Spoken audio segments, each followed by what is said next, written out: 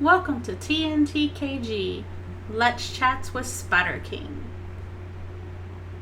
So, introductions aside, welcome everybody, boys and girls. Have we got an interesting topic to share today on Let's Chats? So, if everyone's already seen it, I know I have, the showcase for Pokemon Scarlet and Violet's DLC, the Teal Mask and therefore Indigo Disc, was pretty much eye-opening and at the same time kind of underwhelming. I say kind of underwhelming especially because I'm on the Pokemon page right now after the introduction of these two. Both new evolutions for Duraludon and Applin, respectively. So I thought I'd, give my 2 cents, throw my hat in the ring, and just give my thoughts on what I think of these designs so far. So, first off, we have Archaludon being the evolution of Duraludon, and besides being an all-out unit and being a bridge, literally, I thought the building design couldn't get more corny, but I was wrong. I was so wrong because I saw this, and I'm just like, that's a thing. And now we have to live with it like we live with cloth, which now that time's gone by and I've gotten more used to cloth, I hate it less, but I still don't like it on my team. That's just going to be me and how I see Gen 9's design so far. Some are passably okay and good, but some are just, like Archaludon, just confusing. Well, nobody's making you use it. True. No one is. But, and people like to use this as a big speculation because the leaker likes to put out things out there and everybody's always making the speculation. Yes, it is a bridge, and yes, it could be referencing a certain region. Everybody likes to bring out there and being like, oh my god, it's confirmed that this is Gen 5 remakes. Unless the Pokemon Company themselves have said it, I wouldn't go so far as to say definitively. But it does remind me of Village Bridge from Black and White, and that much I do like about it. I especially like the fact that it becomes a rail cannon and a bridge, because its mobility is more or less, as it says, when in trouble, Archaludon extends its normally bent torso, trading some of its mobility for a more stable center of gravity. While it likes this, its Pokemon resembles a magnificent steel bridge. Hell, while on the topic of bridges, it might even be Charizard Bridge. Now that's a bridge, leading into everyone's favorite town, Driftvile. Take me away, Driftvile. Which I wish I had the music for, but I can't because YouTube. It then goes on to state that Archaludon builds up static electricity and fires off powerful beams. Now this I found interesting because it has a new move called Electroshock. A move that gathers energy and fires off high voltages of electricity within certain weather conditions. Now what would happen, speculation here, what would happen if you gave it Rain Dance and, okay, you set up electric terrain and maybe Rain Dance? Would that therefore power up your electric type moves and also you'd be able to fire off repeatedly without having to wait for it to charge up? I think I just gave some people ideas. You're welcome. Moving on to Diplin. Literally just Applin, but in a sweet dipped apple, which is actually kind of cute because Kitakami itself, they harvest apples, so anyone should have seen this coming. Actually, I think a few artists did, which we'll get to that soon after. I heard that. I said nothing, my Okay. dear. I mean, hey, the design itself is cute. Yeah. I mean, its head is literally the stick inside the apple. I wasn't laughing at the design, dear. Oh, I heard laughing. I was laughing at you. Oh, well, at least it's me. It usually is. Moving on. So, Diplin being a new evolution of Applin, its entire body is basically coated in syrup to deter any opponents. And interestingly enough, it's not one creature, it's two within the shell of the apple itself. And I actually found some art here on X, because it's not Twitter anymore, even though it's literally saying Twitter, that I thought was pretty cute, and how I can imagine like Diplin looking. Like this right here, this is adorable, and I can imagine if it had, like, if Diplin had an evolution, it'd be this. Or, heck. Applin bees. Yeah, Halfling bees.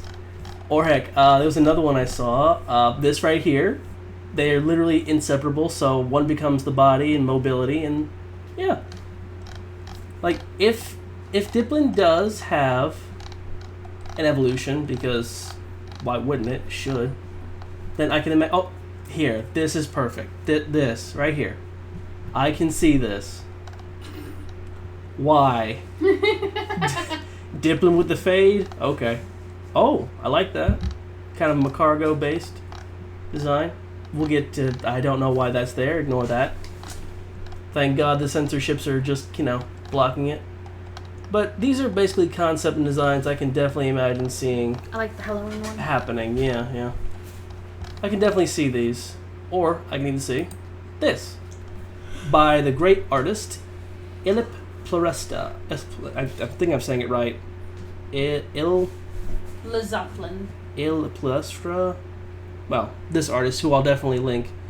And he imagines an evolution of Diplin being this guy. Let's say it again. Lizaplin? Yeah, a fairy dragon. Using a Diplin as a hammer, coated in his own syrup. And I thought that was pretty cute when I found it. But design-wise, it doesn't do anything for me. I mean, Applin didn't do anything for me. The only one that actually looked cute and adorable was Appleton, and it was literally an apple pie dragon. Now that's something.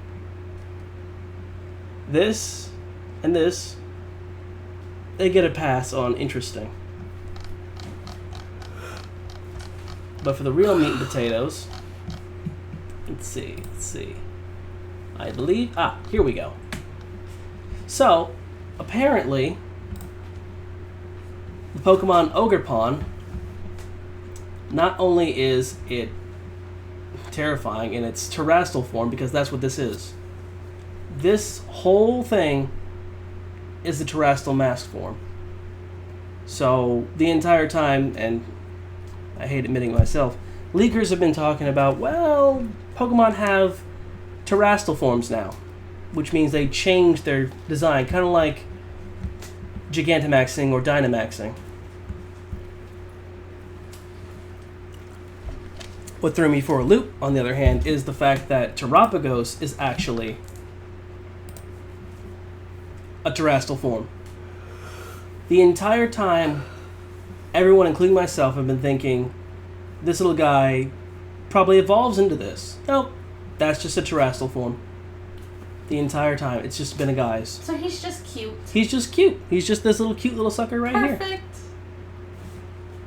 Like, I have no issues. I just wish this was actually an evolution and not a form. No. I kind of like it as a form. Because now I don't have to pick between the two forms. I can just keep it as the cutie pie for forever. Well, hopefully it doesn't do a Ultra Necrozma and you have to have terrestrialization just to do it, because you can't get Ultra Necrozma without the Ultra Necrozium Z to change it into a Psychic Dragon. Stop jinxing me. Ow! My neck! I got jabbed by a plushie. Mimikyu said stop it. Man down! I'm getting attacked by a Mimikyu plushie. Also in the showcase, there was new Paradox Pokemon. Iron Crown and Raging Bolt. Out of these two, I choose Raging Bolt. Even though everybody on the internet's been just cracking on it, being like, man, that's a long neck. Look at that long neck. Oh no, Iron Crown's pretty. I mean, don't get me wrong, it's majestic looking. Especially that. Its horns growing. You just have a hard on for dinosaurs. That's proven nothing. Don't listen to her. That proves nothing. No, you made a link between that character, the Raging Bolt, and a dinosaur, and therefore that is why you love it, because it reminds you of a brontosaurus. Don't even start with me. But brontosaurus literally means the thunder lizard. Okay, congratulations. It makes sense. You're still biased because of your love for dinosaurs. Neener, neener, neener. That aside, and quick factoid if you didn't know, brontophobia is the fear of thunder. So even more fitting for its design because, okay, everyone's cracking on it. I love Raging Bolt. I love that it's literally a hurricane or cloud. Its head is in the clouds. And it also looks like an umbrella.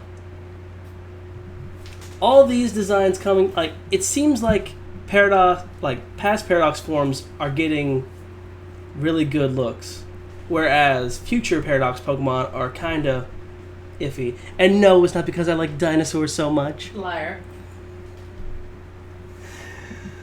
But why you gotta be so lying? I like the fact that they're basically making the legendary dog cats dinosaurs, even though it doesn't make sense. But I had a brief theory as to what the next Paradox form, because we all know it's going to be Entei. Everybody knows it. The next form is going to be Entei, and my thoughts were, why not make an Ankylosaur? And while in that theory and thought, I thought, let me look it up first.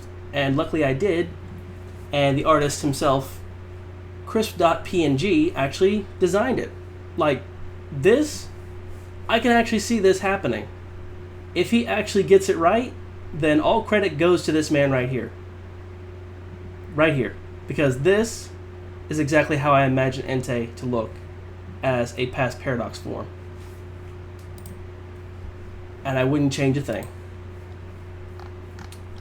In closing, besides them telling us more events, Mewtwo and Mew, I already got my Mew.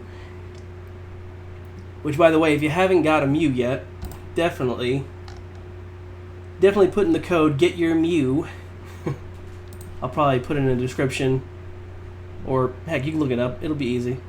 Find your Mew. Get your Mew with a different Terrestrial form, because mine is a normal type Terrestrial Mew, and it's kind of okay. Not what I was expecting.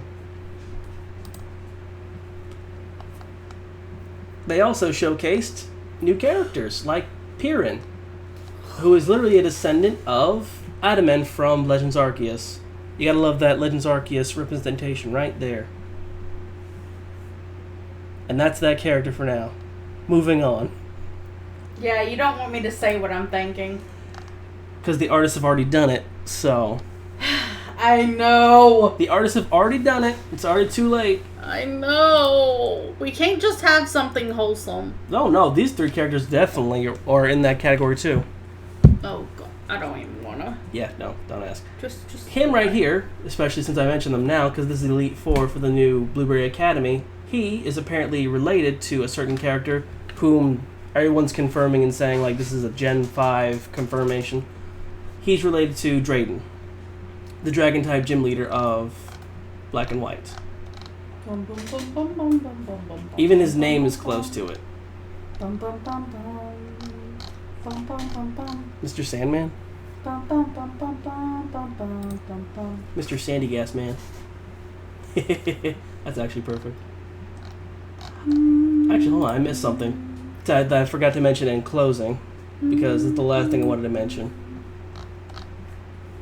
In the second part of the DLC, when you go to Blueberry Academy, you'll actually be able to fly, and from this camera angle shot, it actually feels a whole lot better. Like, what we should have gotten in the main game is what we're getting in the DLC.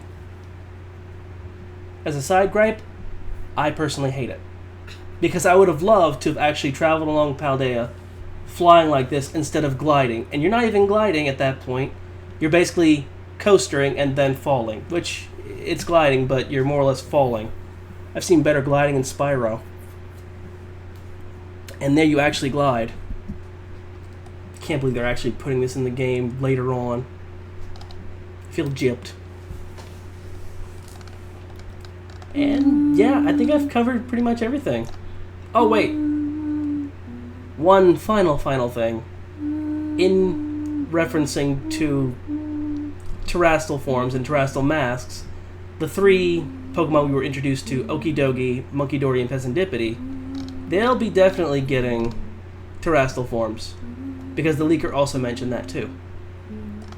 So, yeah, now that's the end. So, thanks for joining me here on this Let's Chat. Tune in next time for when I'll be, apparently, playing a horror game. So, yeah, don't forget to like, share, comment, subscribe, and join me here next time. Later, all you dudes and dudettes.